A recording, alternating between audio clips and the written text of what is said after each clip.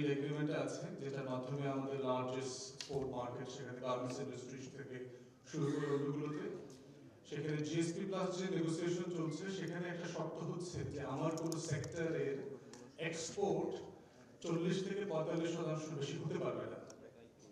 তো সেখানে বাংলাদেশের এক্সপোর্টের একটা বড় জায়গা হচ্ছে আমার আরএমজি সেক্টর, গার্মেন্টস, এবং এটা almost 80 to 85% valid on year on year basis. তাহলে আপনি চিন্তা করে দেখেন যে আমার রাষ্ট্র যদি এডিশনাল এক্সপোর্ট ওরিয়েন্টেড সেক্টর তৈরি করতে না পারে, তাহলে তার এক্সিস্টিং এক্সপোর্ট মার্কেটটাও আন্ডার নেগোসিয়েশন ফেল করবে। তাহলে আমার কি দরকার? আমার রাষ্ট্রে এখন বিকল্প সেক্টর দরকার, যেই সেক্টরগুলো দিয়ে আমি এক্সপোর্ট ওরিয়েন্টেড মার্কেট ক্রিয়েট করতে পারবো, এবং ইন প্যারালাল আমার এখানে ইনভেস্টমেন্ট আসবে, এফডিআই আসবে, লোকাল এমপ্লয়মেন্ট হবে ইন মিলিয়ন্স। তো সেই বাস্তবতায় আমরা যারা দেশের অর্থনীতি সামান্য বুঝবার চেষ্টা করছি, যে এই shipping station could have bin one of the sectors যেখান থেকে আমাদের এক্সপোর্ট ওরিয়েন্টেড যে ইন্ডাস্ট্রি ডেফিনেশন হওয়া দরকার সেটা হতে পারত। এখানে প্রেজেন্টেশন এসছে এবং আপনাদের পেপারও আমি দেখলাম যে আমাদের at the peak of the time আমাদের 200 ইয়ার ছিল, সেটা এখন কমে কমে ফাংশনাল আছে অনেক কম, 23-24টা, এবং তাও বিভিন্ন ছুতায় বিভিন্ন সময় ইয়ার্ড বন্ধ করে দেওয়া হয়। গত কয়েক মাস আগে আমি দেখলাম, আমি তখন চিটাগংয়ে ছিলাম, আপনাদের ব্যবসায়ীরা আমাদেরকে বললেন যে একটা ইয়ার্ডে একজন শ্রমিক মারা গেছে, ইয়ার্ডটা নাকি সরকার এসে শাটডাউন করে দিয়েছে। What kind of nonsense is this? আমি ইংল্যান্ডে আইনের ছাত্র ছিলাম, আমি মেডিকেল নেগলিজেন্স করেছি, হাজার হাজার শ্রমিক মারা যায় বিভিন্ন ইন্ডাস্ট্রিতে, কোনোদিন শুনি নাই যে ওই ইন্ডাস্ট্রিটা গিয়ে সরকার শাটডাউন করে দিয়েছে। সরকারের রেসপন্সিবিলিটি হচ্ছে to look into it, investigate করা, এখানে কি হয়েছে, এখানে কমপ্লায়েন্সের ঘাটতি ছিল কিনা, এখানে পরিবেশ বান্ধবের ঘাটতি হওয়ার জায়গাটা ঘাটতি ছিল কিনা, শ্রম বান্ধব হওয়ার জায়গাটাতে ঘাটতি ছিল কিনা। আপনি কি ইন্ডাস্ট্রি বন্ধ করে দিলেন? এবং ওই একই ইয়ার্ডে একটা শিপ নিয়ে আসছেন, তারা প্রায় 400 কোটি টাকা তারা ইনভেস্ট করেছেন এখানে, ওই শিপটা তারা এখন ভাঙতে পারছেন না। এবং যে ব্যাংকের ঋণ আছে তারা বলছে অলমোস্ট এভরিডে লাখ টাকার উপরে নাকি শুধু সুদ দিতে হয়, মানে এই লেভেলের বাস্তবতা। তাহলে রাষ্ট্র ডেলিভারিটলি এইখানে ইন্ডাস্ট্রিটাকে ধ্বংস করবার জন্য কাজ করছে। এখানে রেসপেক্টফুলি বলছি, আমাদের শিপব্রেকিং বোর্ডের এখানে অফিসিয়ালরা আছেন, আমি রেসপেক্টফুলি বলছি যে আসলে এরকম কোনো বোর্ডের দরকার আছে কিনা আদৌ। ডাকাতি করবে, ল এনফোর্সমেন্ট কোলাপস করবে, then how you deal with it.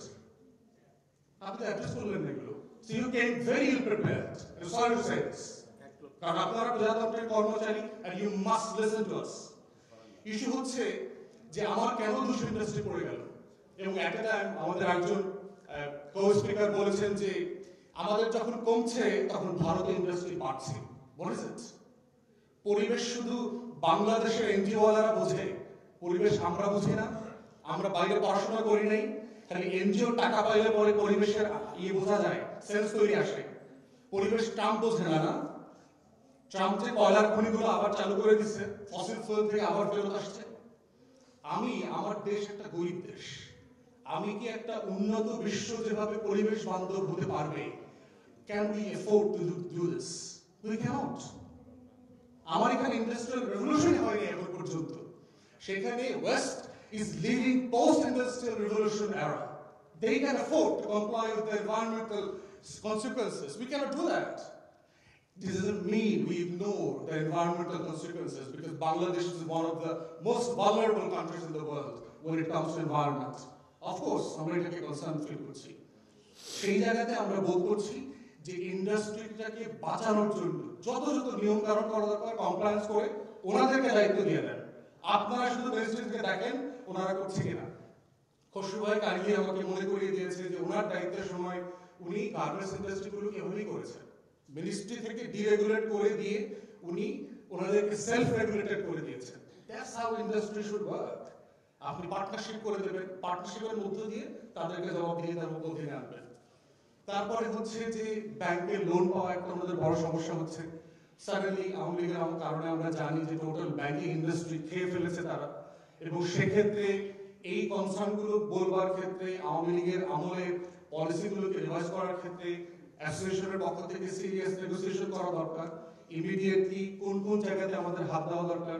Foreign মিনিস্ট্রির একজন প্রতিনিধি থাকলে ভালো হতো, আমি জানি না ওনারা দাওয়াত দিয়েছেন কিনা, কারণ ট্রেড নেগোসিয়েশনের একটা জায়গা হচ্ছে যে শিল্প মন্ত্রণালয় আলটিমেটলি একটা ফরেন মিনিস্ট্রিকে রেফার করবে, ওখানে একটা ট্রেডের আলাদা আলাদা ইউনিট আছে যারা ট্রেড রিলেটেড ডিপ্লোমেসি গুলো করবে।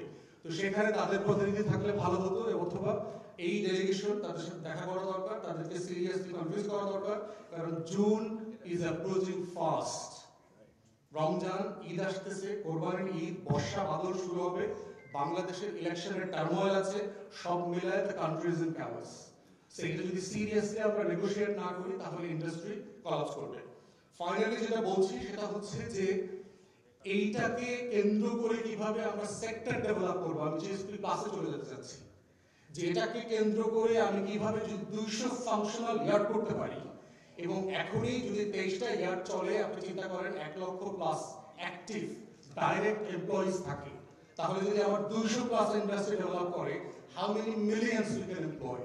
এবং এটাকে ফার্দার করে নিয়ে দুনিয়াতে আরএমজি সেক্টরের মতো Bangladesh could have been the best in ship making and recycling. এবং আমাদের হিস্ট্রি আছে, আপনি সেই আপনার মধ্যযুগের আমলগুলোতে দেখেন, সুলতানি আমলে, আমাদের মোগল এম্পায়ারের সময়, Bengal was the largest ship making industry hub in the world.